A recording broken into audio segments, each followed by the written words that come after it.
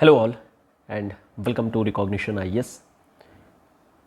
PT 365 के polity के series में ये हमारी दूसरी क्लास है। इस सेशन में हम लोग बात करेंगे सेक्शन 2 और सेक्शन 3 ऑफ योर मटेरियल।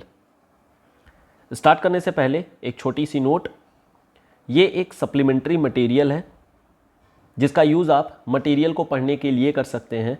ये मटेरियल का अल्टरनेटिव नहीं है। आपको जो आपकी मैगज़ीन है वो थॉरोली रीड करनी है और उस थॉरो रीडिंग में आप इस मटेरियल का यूज़ कर सकते हैं। शुरू करते हैं। पहला सेशन, जो पहला टॉपिक दिया गया है, declining productivity of parliamentary session के बारे में। यहाँ पर बताया जा रहा है कि जो पार्लियामेंट का सेशन है, चाहे वो लोकसभा का हो या फिर राज्यसभा का हो, वो अपने काफ़ी डिक्लाइनिंग फेज़ में चल रहा है, जिसमें लोकसभा अपने थर्ड लीस्ट प्रोडक्टिव स्टेज में है और वहीं राज्यसभा अपने 8th लीस्ट प्रोडक्टिव स्टेज में है। आपको ध्यान रखना है कि जो पार्लियामेंट की प्रोसीडिंग्स हैं, चाहे वो लोकसभा में हो चाहे वो राज्यसभा में हो, उसमें कोई भी स्ट्रेट ग्राफ नहीं है, हमेशा वो अप्स एंड डाउन्स के तरीके से ही है। दूसरी बात जो आपको ध्यान रखनी है कि ये जो प्रोडक्टिविटी डिक्लाइन हुई है, ऐसा नहीं ये सबसे बिलो है, ये अभी थर्ड लीस्ट है, यानी इससे भी खराब दशाएं आ चुकी हैं। तो 2 पॉइंट ध्यान रखना है, डिक्लाइनिंग फेज, दूसरी कि ये अभी थर्ड लीस्ट है लोकसभा के केस में, एंड सिमिलरली 8th लीस्ट है राज्यसभा के केस में। कुछ बेसिक्स को देख लेते हैं। जैसे पार्लियामेंट का जब सेशन लगाना होता है तो उसमें प्रेसिडेंट समन करते हैं। समन करने का मतलब बुलाते हैं, और ये जो बुलाते हैं वो उनकी डिस्क्रिशनरी पावर नहीं होती है, बल्कि cabinet committee on parliamentary affair के कहने पर प्रेसिडेंट समन करते हैं। कैबिनेट कमेटी ये एक डिफरेंट कमेटी होती है जो कि प्राइम मिनिस्टीरियल या फिर प्राइम मिनिस्टर के ही गाइडेंस में बनाई जाती है। यहाँ पर प्राइम मिनिस्टर के ही सारी चीज़ें चलती हैं, कह सकते हैं आप एग्जीक्यूटिव का एक ऑर्गन हो गया। सिमिलरली इसी तरीके से प्रोरोग करना, यानी कि सेशन को ब्रेक करना। अगर आप सेशन देखेंगे तो हमारे यहाँ पार्लियामेंट में 3 सेशन चलते हैं, बजट सेशन, मॉनसून सेशन और विंटर सेशन, जिसमें से जो बजट सेशन है ये सबसे ज़्यादा लॉन्गर है और वही विंटर सेशन सबसे ज़्यादा शॉर्ट है। इन 2 सेशन के बीच में जब भी ब्रेक होगा, बजट सेशन से मॉनसून सेशन के बीच में जो भी ब्रेक होगा, उस ब्रेक के लिए प्रोरोग किया जाता है प्रेसिडेंट के द्वारा। अगेन जो ये प्रोरोग होती है वो फिर से cabinet committee on parliamentary affair के रिकमेंडेशन के बाद ही होती है। सिमिलरली डिसोल्यूशन, जब लोकसभा अपने 5 ईयर का टर्म कंप्लीट कर लेती है तो उसके बाद से हाउस को डिसॉल्व कर दिया जाता है। ये डिसॉल्व किया जाता है प्रेसिडेंट के डिस्क्रिशन पर। यहाँ पर इलेक्शन कमीशन डेट बता देता है कि किस डेट को डिसॉल्व करनी चाहिए, यानी किस डेट में टर्म कंप्लीट हो रहा है। सिमिलरली कुछ और भी हाउस के प्रोसीजर्स होते हैं डेली बेसिस के, जैसे एडजर्नमेंट, यानी एक लिमिटेड टाइम के लिए, डिफाइंड टाइम के लिए जब भी हाउस को ब्रेक किया जाता है उसे बोलते हैं एडजर्नमेंट, और ये स्पीकर के द्वारा किया जाता है। ये कोई भी कारण हो सकता है, ये कारण ब्रेक का हो सकता है या फिर कारण डिसरप्शन का भी हो सकता है। ये स्पीकर की डिस्क्रिशनरी पावर होती है जो कि स्पीकर को दी गई है। सिमिलरली एडजर्नमेंट साइंड आई होती है, जहाँ पर ब्रेक तो किया गया है लेकिन कोई टाइम डिफाइंड नहीं है। जब अनलिमिटेड टाइम के लिए, अनिश्चित काल के लिए सेशन को ब्रेक किया जाता है तो उसे हम लोग एडजर्नमेंट साइंड आई बोलते हैं। अगेन स्पीकर को ये पावर दी गई है और ये स्पीकर की डिस्क्रिशनरी पावर है। नॉर्मली जब भी 2 सेशन के बीच में ब्रेक होता है, जैसे बजट सेशन के बाद में अगर मॉनसून सेशन आना है तो बीच में ये ब्रेक है।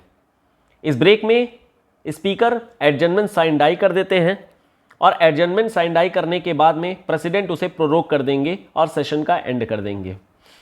सिमिलरली जब भी 5 ईयर का टर्म कंप्लीट हो जाता है तो फिर स्पीकर साइंड आई कर देंगे और फिर प्रेसिडेंट डिसॉल्व कर देंगे।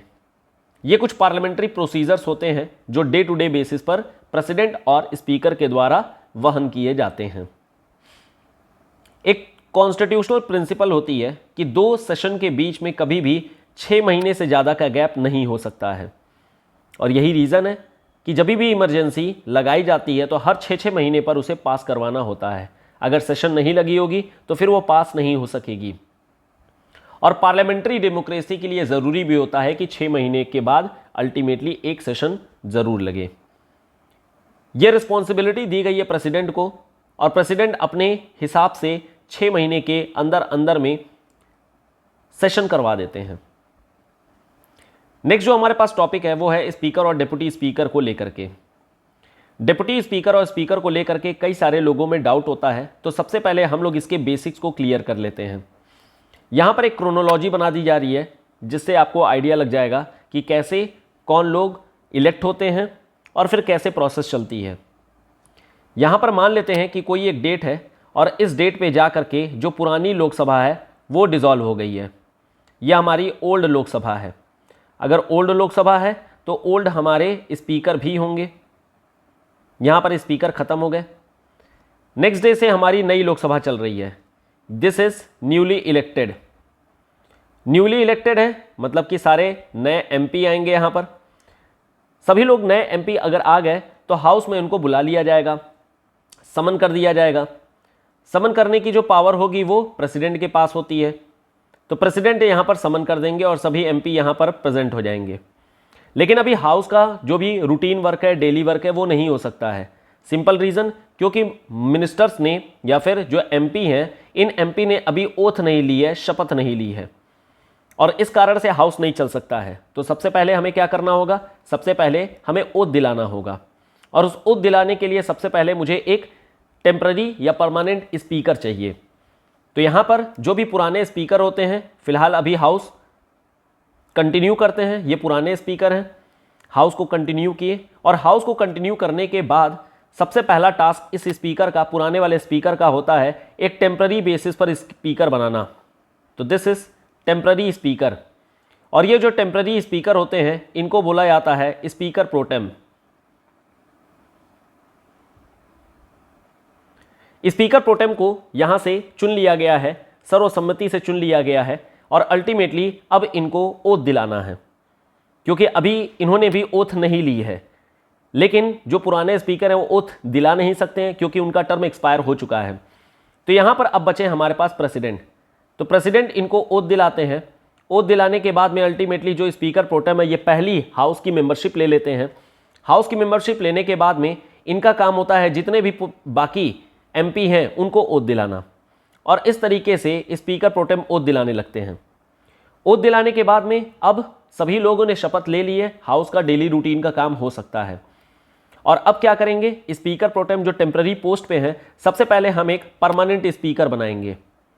परमानेंट स्पीकर बनाने के लिए मुझे एक इलेक्शन की डेट चाहिए, तो इलेक्शन की डेट मुझे बतानी होगी।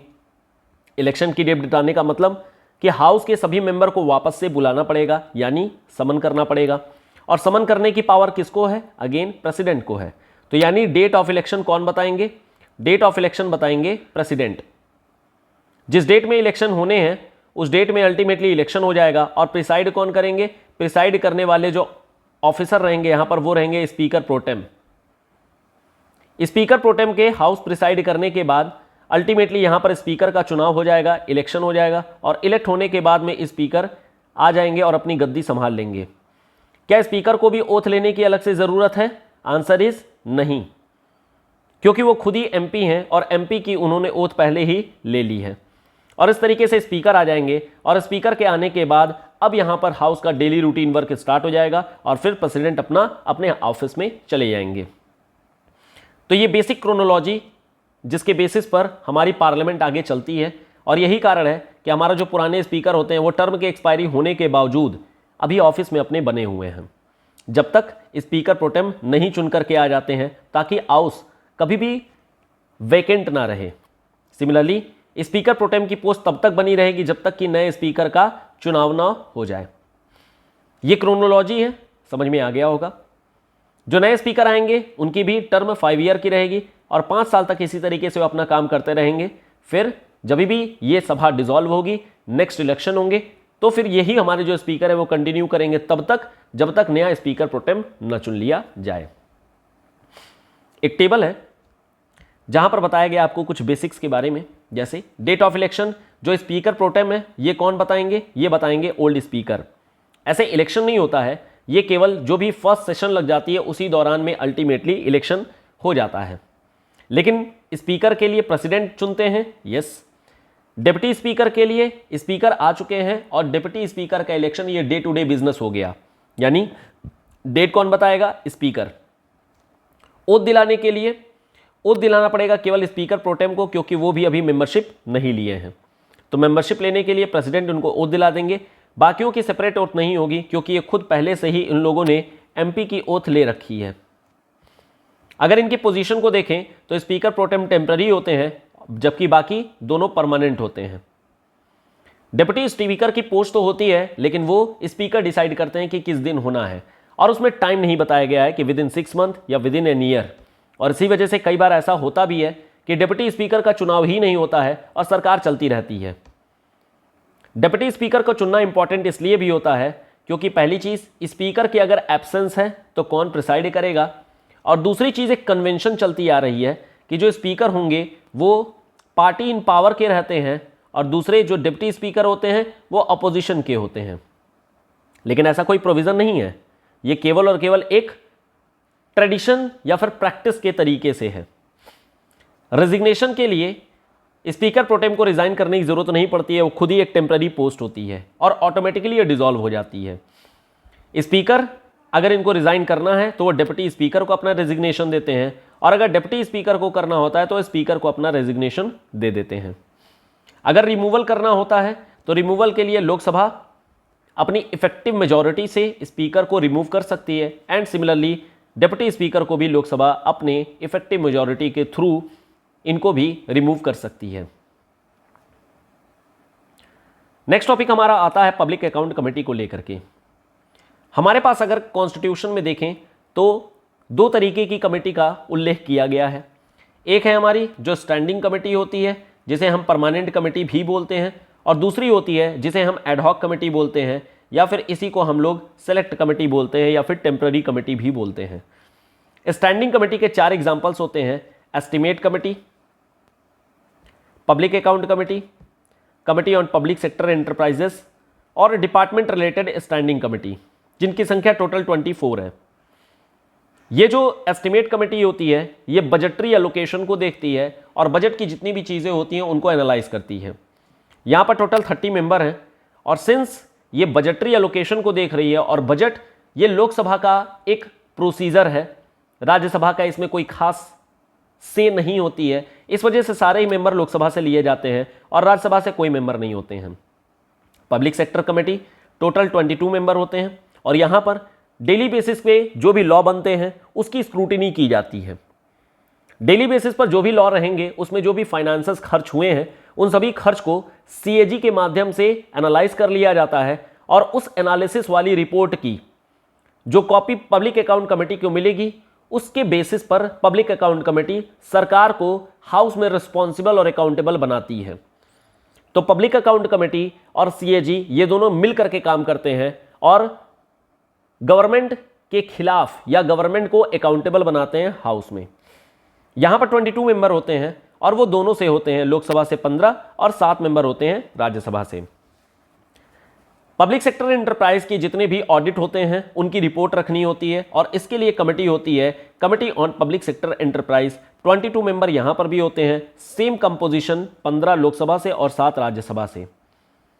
Department related standing committee department related होती है, जितने भी मिनिस्ट्रीज हैं उन सभी मिनिस्ट्री को अलग अलग डिपार्टमेंट में बांट दिया गया है, और उसी हिसाब से ये लोग अपना जो भी अकाउंटेबिलिटी मेजर लेना होता है किसी बिल के खिलाफ वो लेते हैं।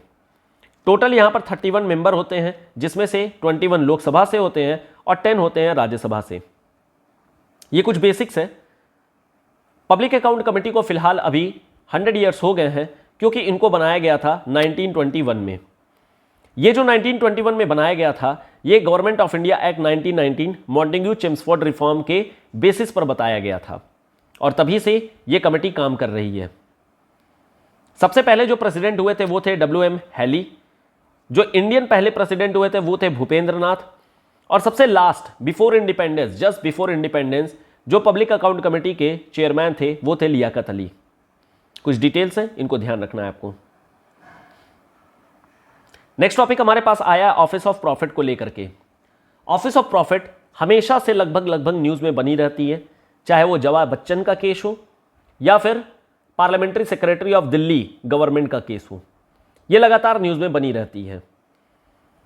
ये न्यूज़ में इसलिए भी बनी रहती है क्योंकि ये डिफाइंड नहीं है, और अगर डिफाइंड नहीं है तो आप इसका यूज़ करेंगे तो भी मिसयूज़ हो सकता है, और अगर मिसयूज़ करेंगे तो इसका यूज़ भी हो सकता है, क्योंकि ये डिफाइंड नहीं है। और ये डिफाइंड ना तो कॉन्स्टिट्यूशन में है और ना ही रिप्रेजेंटेशन ऑफ पीपल्स एक्ट 1951 में है। ये केवल कोर्ट के इंटरप्रिटेशन पर निर्भर करता है कि कोर्ट किस चीज़ को ऑफिस ऑफ प्रॉफिट बोलती है और किसको नहीं बोलती है। इंटरप्रिटेशन के हिसाब से ये कहा गया है कि अगर आप कहीं से सैलरी डिराइव कर रहे हैं तो ऑफिस ऑफ प्रॉफिट कहलाएगा, लेकिन इंटरप्रिटेशन ये भी कही जाती है कि अगर आप किसी भी गवर्नमेंट के ऑफिस को यूज़ भी कर रहे हैं, यानी कि किसी के इंफ्रास्ट्रक्चर या रिसोर्स को यूज़ भी कर रहे हैं, तो भी वो ऑफिस ऑफ प्रॉफिट ही कहलाएगा, क्योंकि उसमें भी रिसोर्स यूज़ हो रहे हैं। आर्टिकल नंबर 102 और आर्टिकल नंबर 191 में बताया गया है कि ऑफिस ऑफ प्रॉफिट के कारण से मेंबरशिप लूज हो सकती है। 102 में बताया गया है एमपी की मेंबरशिप और 191 में बताया गया है एमएलए की मेंबरशिप। एमपी की मेंबरशिप के लिए प्रेसिडेंट रिस्पॉन्सिबल रहेंगे और प्रेसिडेंट अल्टीमेटली इनको हाउस की मेंबरशिप इनकी रद्द कर सकते हैं। सिमिलरली एमएलए के लिए गवर्नर रिस्पॉन्सिबल रहेंगे और इनकी हाउस की मेंबरशिप रद्द कर सकते हैं। छोटे मोटे और भी कुछ चीजें हैं, जैसे सस्पेंशन ऑफ एमपी। रिसेंट में अभी राज्यसभा में कुछ एमपी ने हाउस के जो प्रोटोकॉल्स होते हैं उनको ब्रेक किया था, और इस कारण से उनके ऊपर सस्पेंशन ऑफ एमपी का एक केस लगा था। सस्पेंशन ऑफ एमपी ये code of business in Rajya Sabha और कोड इन बिजनेस लोकसभा, यानी इनके रूल बुक में लिखा हुआ है, और इस रूल बुक के हिसाब से किसी भी मेंबर का, चाहे वो लोकसभा में लोकसभा के मेंबर हो या राज्यसभा में राज्यसभा के मेंबर हो, उनका सस्पेंशन किया जा सकता है एक टेम्पररी पीरियड के लिए। ये टेम्पररी पीरियड आपके डिफाइंड भी हो सकती है, जिसकी लिमिट मैक्सिमम उस सेशन के एंड तक हो सकती है। यानी अगर बजट सेशन में आपने उत्पात मचाया तो आप बजट सेशन के अंत तक सस्पेंड रह सकते हैं, और फिर अल्टीमेटली जब मॉनसून सेशन आएगा तो आप समन हो जाएंगे। मेंबर को मैक्सिमम जो आपकी लिमिट मैक्सिमम पीरियड बताई गई है वो है not exceeding the reminder of the session. उस सेशन के अंत तक ही केवल सस्पेंड कर सकते हैं। ध्यान रखना है, ये चीज लिखी हुई है रूल बुक ऑफ जो भी कंडक्ट बिजनेस है, लोकसभा का और राज्यसभा का। कुछ इंपॉर्टेंट आर्टिकल्स भी हैं जिसे आपको ध्यान रखना है। Article number 245 central state relation को लेकर के है, और यहां पर बताया गया है कि कोई भी लेजिस्लेटिव पावर कैसे यूज होती है। अगर हम कोई भी एक लॉ बना रहे हैं तो उसके लिए एक हम बिल लेकर के आते हैं, पार्लियामेंट्री एक बिल लेकर के आती है, और अगर हमें किसी लॉ को हटाना भी है तो भी ये पार्लियामेंट्री यानी कि एक बिल लेकर के ही आएंगे। रिसेंट में अभी फॉर्म लॉ बिल हटाए गए हैं, और इसी तरीके से 2019 में भी कई सारे बिल हटाए गए थे इसी आर्टिकल का यूज करके। तो रिपील ऑफ जो लॉ है ये ऐसा नहीं अभी रिसेंट में ही किया गया है और पहली बार किया गया है, ये कई बार हो चुके हैं, और अभी रिसेंट में हमें फॉर्म लॉस के नाम पर देखने को मिले थे।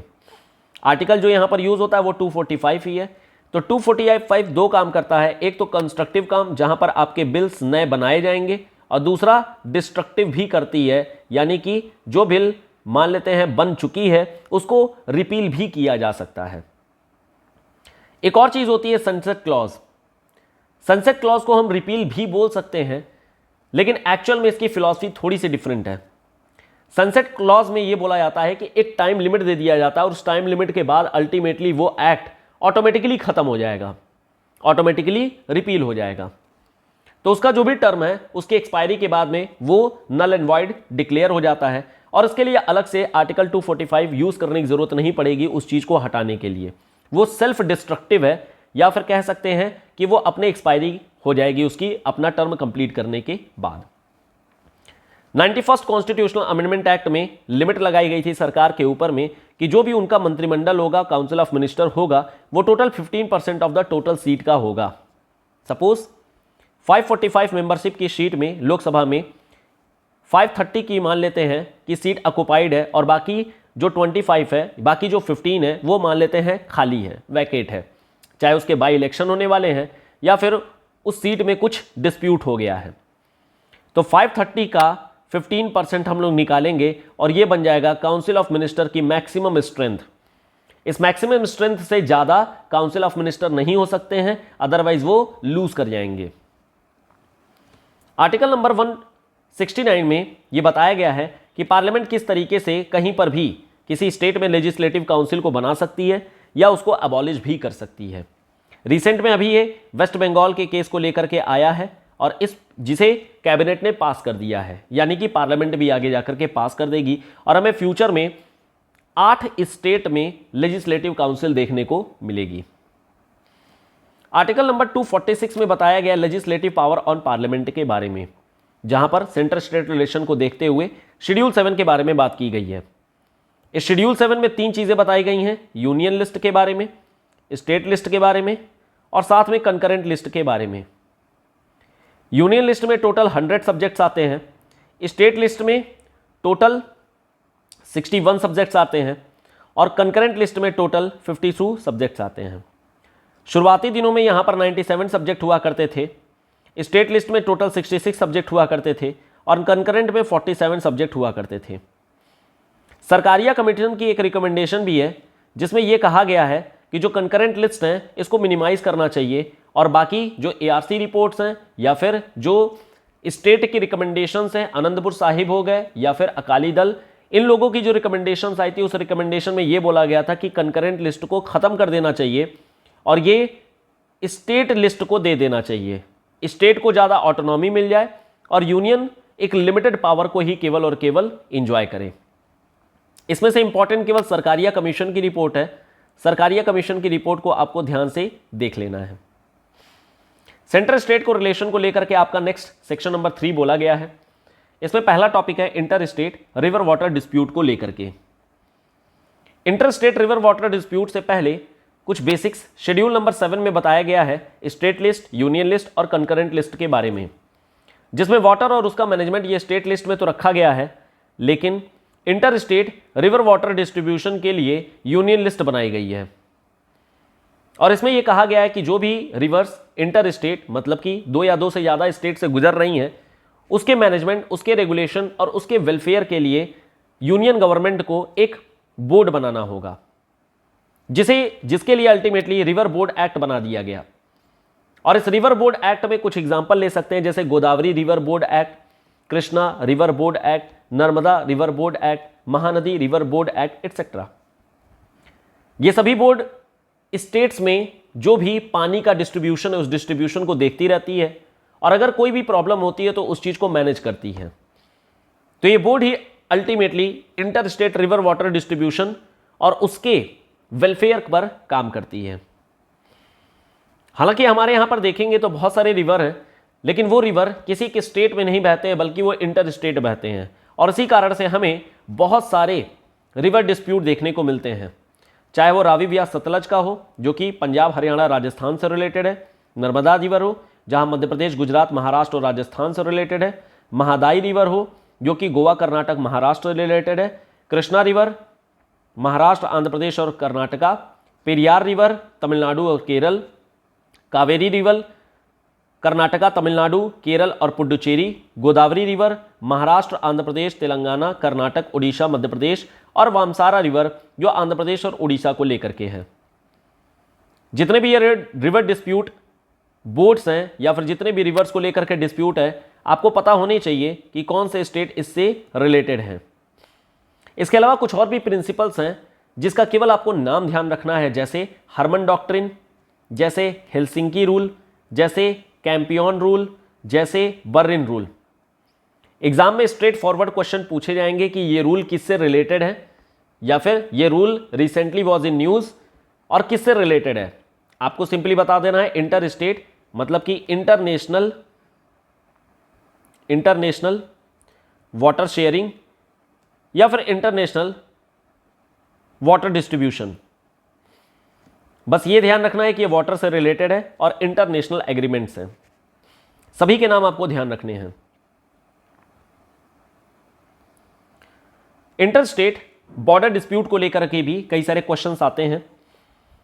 अगर हम देखें तो बिफोर इंडिपेंडेंस हमारे यहां पर कई सारे डिफरेंट कैटेगरी ऑफ स्टेट्स हुआ करते थे। नॉर्मली हम लोगों ने इसे 4 पार्ट में डिवाइड किया था, part number A, part number B, part number C and part number D.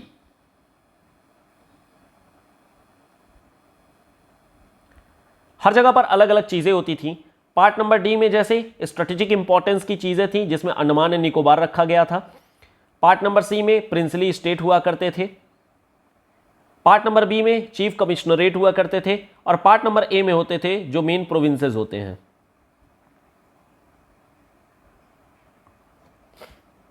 Nineteen 1956 में अल्टीमेटली पाक कमेटी यानी कि पानीकर, अली और कुंजरो कमेटी के रिकमेंडेशन के बाद में स्टेट रीऑर्गेनाइजेशन कमेटी बनाई गई 1956, जिन्होंने रिकमेंड किया कि हमें 14 स्टेट्स बनाने चाहिए और 6 यूटी बनाने चाहिए। और तभी से चूंकि हमारे पास मोर देन 500 स्टेट्स हुआ करते थे छोटे छोटे, अगर आप उसको 14 स्टेट में डिवाइड करेंगे तो ऑटोमेटिकली स्टेट रीऑर्गेनाइजेशन के दौरान में कई सारे ऐसे एरियाज आएंगे जो कि बॉर्डर डिस्प्यूट स्टेट के बीच में बनेगा। ये कई सारे एरिया में था, जैसे हिमाचल प्रदेश लद्दाख का एरिया हो गया, हरियाणा हिमाचल प्रदेश का हो गया, हरियाणा पंजाब का हो गया, गुजरात राजस्थान, उड़ीसा वेस्ट बंगाल और महाराष्ट्र कर्नाटक और कर्नाटक केरल। ये तो केवल मेनलैंड इंडिया के बारे में हमने देखा, लेकिन इसके अलावा असम और नागालैंड के बीच में बॉर्डर डिस्प्यूट है। सिमिलरली इसी तरीके से मेघालय और असम के बीच में डिस्प्यूट है और इसी तरीके से अलग अलग स्टेट को लेकर के हैं। फिलहाल अभी न्यूज में इसलिए है क्योंकि असम और मेघालय गवर्नमेंट ने जो भी इनके बॉर्डर डिस्प्यूट्स हैं, इन बॉर्डर डिस्प्यूट को आपस में मिलकर के सुलझा लिया है और यह काफी अच्छी पहल है सेंटर स्टेट रिलेशन को लेकर के। लास्ट हमारे पास जो टॉपिक आती है वो आती है स्पेशल असिस्टेंस मेजर को लेकर के। आंध्र प्रदेश को फिलहाल में स्पेशल कैटेगरी स्टेटस न दे करके स्पेशल असिस्टेंस मेजर दिया गया है। हुआ कुछ यूं था कि आंध्र प्रदेश की गवर्नमेंट, यानी कि जब आंध्र प्रदेश को डिवाइड करना था 2014 में और 2 स्टेट यहां पर बनाए गए थे, आंध्र प्रदेश और तेलंगाना, तो यहां पर जितनी भी इंपॉर्टेंट फाइनेंशियल रिलेटेड चीजें हैं वो सब के सब तेलंगाना में चली गई। जैसे हैदराबाद अपने आप में एक बड़ा रीजन था, चाहे वो एग्रीकल्चरल हो, चाहे हिस्टोरिकल हो, चाहे कल्चरल हो, और आंध्र प्रदेश कहीं ना कहीं फाइनेंशियल रिसोर्स इससे छूट गए। आंध्र प्रदेश ने उस समय की गवर्नमेंट से, यानी कि यूपीए गवर्नमेंट से डिमांड किया कि हमें स्पेशल कैटेगरी स्टेटस दिया जाना चाहिए अगर इस तरीके का डिवीजन हो रहा है तो।